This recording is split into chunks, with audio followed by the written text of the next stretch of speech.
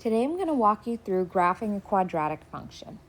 We're going to start with our function f of x equals negative x squared plus 6x minus 3. The first thing we want to find is the y-intercept. Now to find that, we could plug in 0 for x and solve, but what we're really going to be looking at is our c value. So the c value is going to be your y-intercept. So in this case, our y-intercept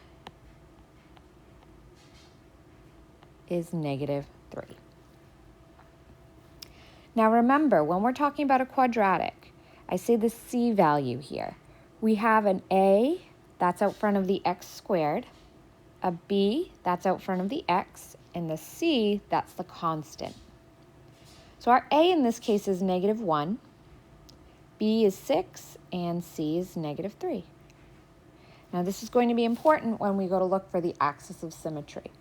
So our equation for the axis of symmetry comes from x equals negative b over 2 times a. So we're going to plug in our b and our a into this formula.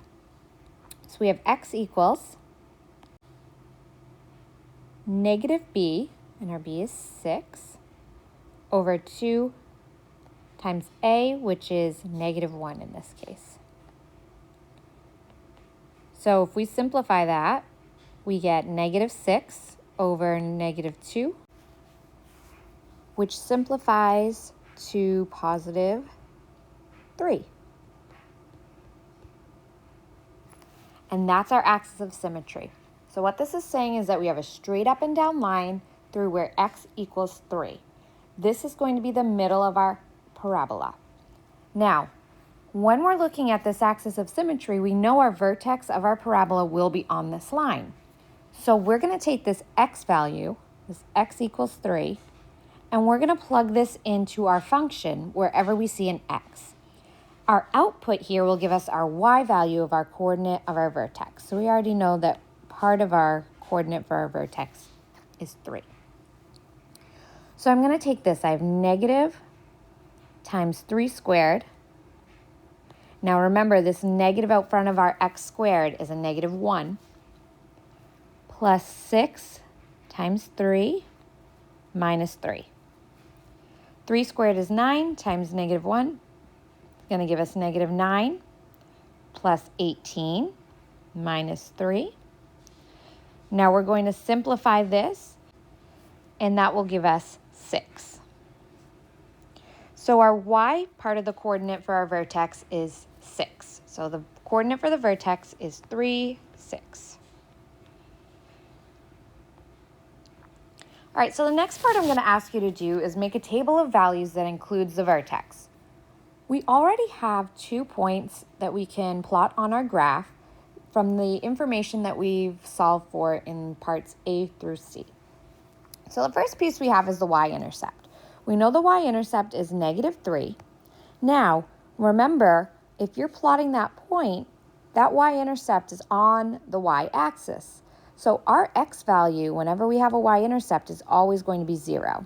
So our coordinate for the y-intercept is 0, negative 3. All right, now we also have the coordinate for the vertex, which is 3, 6. So what I'm going to do is I'm going to take a second and plot those 2 points. And we're going to take a look at what this will mean for the rest of our table of values.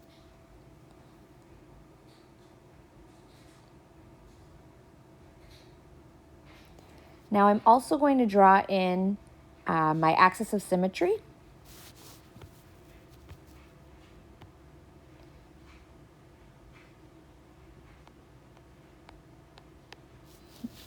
Not perfect, but there it is.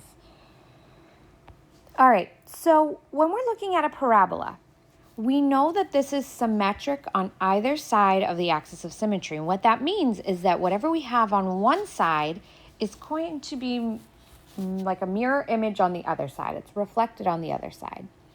So without solving, I can look at this graph and see that I have this point right here, my y-intercept, 0, negative 3. I see that that's 1, 2, 3 units away from my axis of symmetry. So I know that 3 units away on the other side is going to be that mirror image point. So 1, 2, 3. That'll be a point on our parabola. Now, I'm going to write this coordinate for this point in our table. So that's going to be at 4, 5, 6, -3.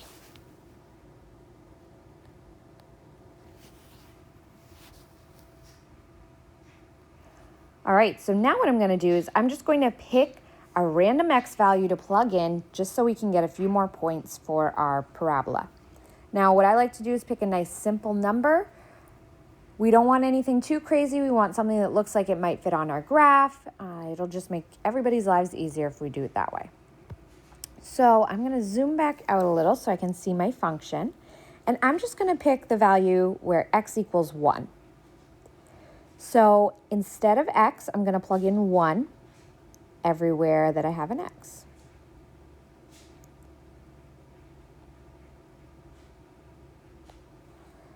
All right, so I have 1 squared, which is 1, times that -1. So I get -1 plus 6, 6 times 1, minus 3. Now this will give us -1 plus 6 is 5, minus 3 is 2. So that means that we have another coordinate at 1, because that's the x value we chose to plug in. Now again, I just chose a random number that looked like it would kind of fit. 1 is in between my y-intercept and my vertex. I see that it falls in that general range of our parabola, our graph. So that's likely going to be a good number to choose. So when we plugged in 1, we got an output value of 2, and that's our coordinate, 1, 2. All right, so I'm going to zoom back in, maybe. Whoa, too close. All right, there we go. And I'm going to plot this next point. So 1, 2.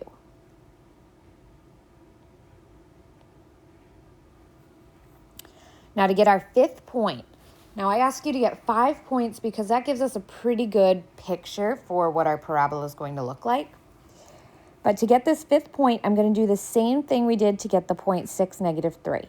I'm going to look at this point 1, 2, and I'm going to see how many units away it is from the axis of symmetry.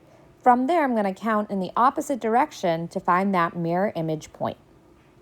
So I'm 2 units away from the axis of symmetry, so I'm going to, on that same line, count 2 more units over and put in my point.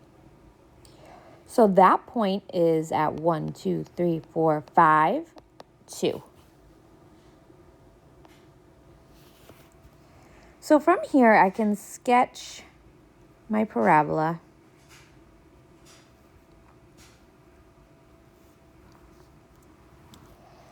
Now we're going to look at the domain and range. So remember that the domain talks about the x values. And here we can plug in any x value to get an output that will fall on our graph somewhere. So our domain here is all real numbers.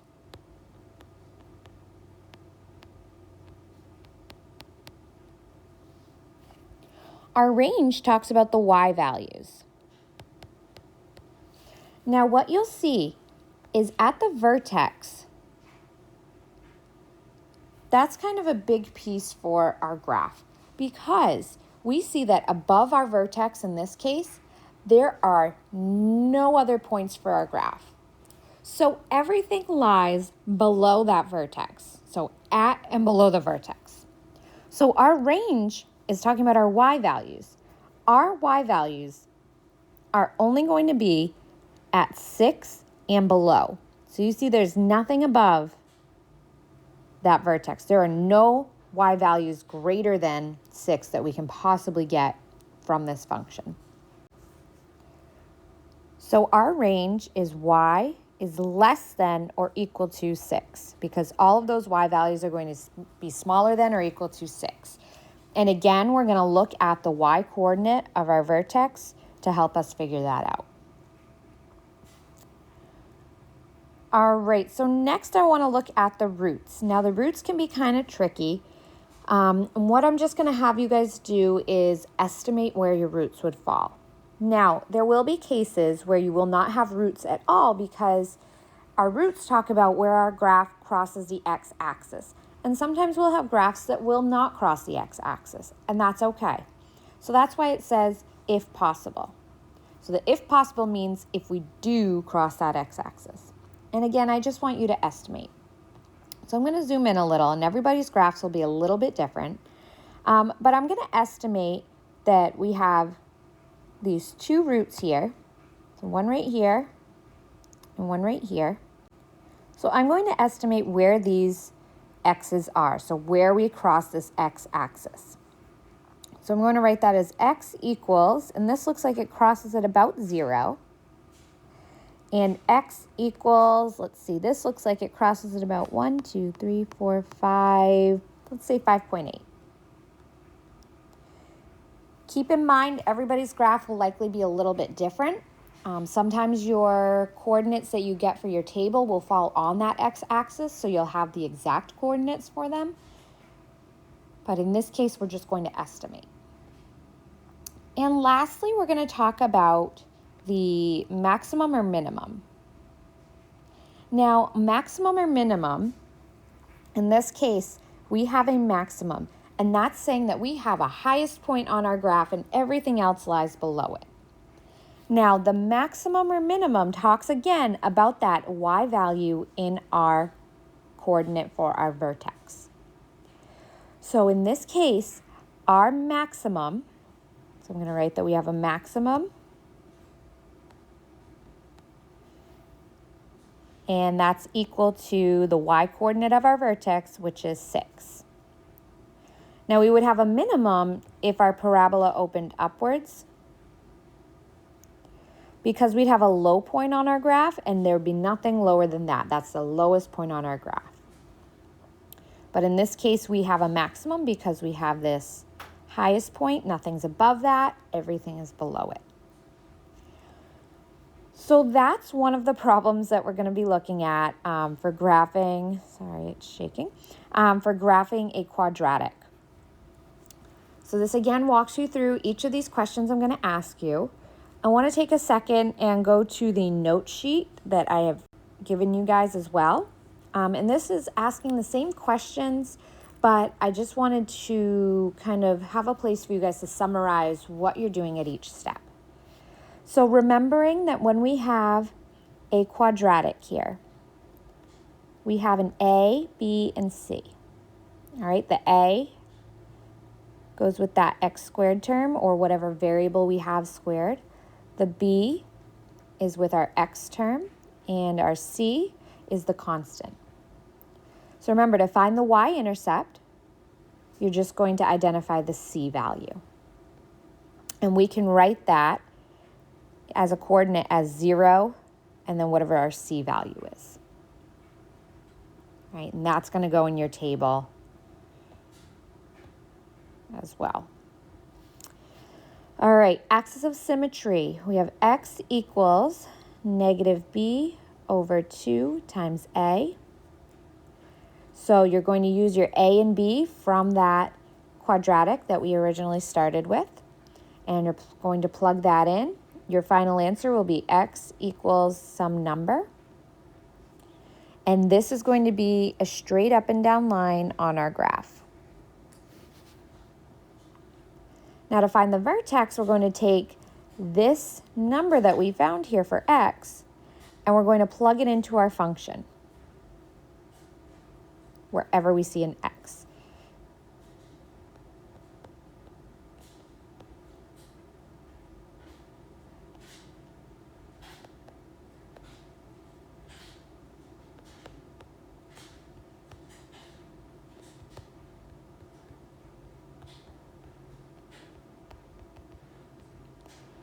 So this will give us our vertex.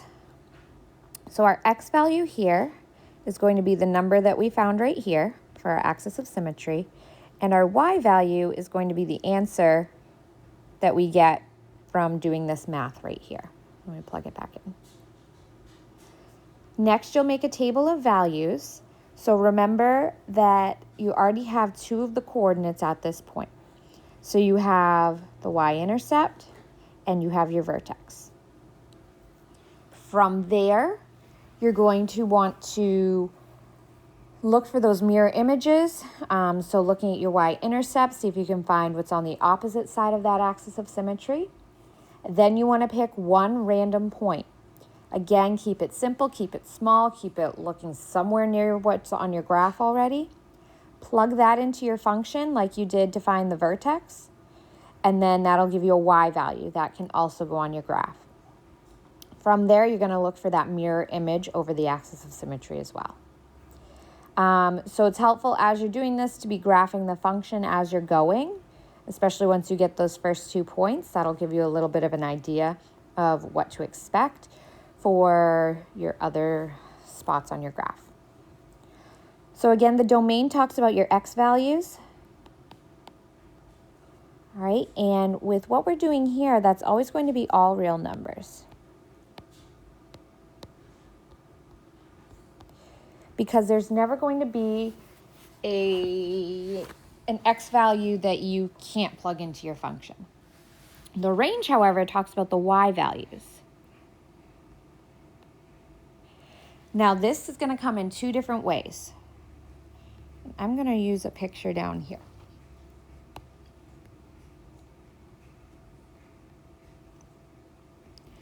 All right, so with our y values for our range, we're going to have 2 different cases. We're going to have one where our parabola is opening upwards and one where our parabola is opening downwards.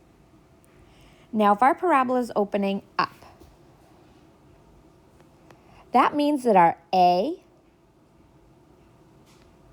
term, so that coefficient out front of that x squared, is positive.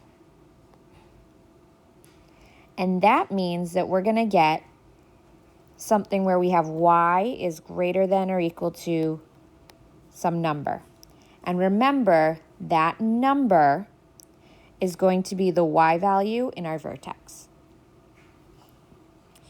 If we have a parabola that's opening down, that means that our a is negative. And that means we're going to have a case where y is less than or equal to some number. And again, that number is going to be the y value of our vertex, because that vertex is the turning point on our parabola. So it's either going to be the biggest point or the lowest point on our parabola. Your roots are where you cross the x-axis.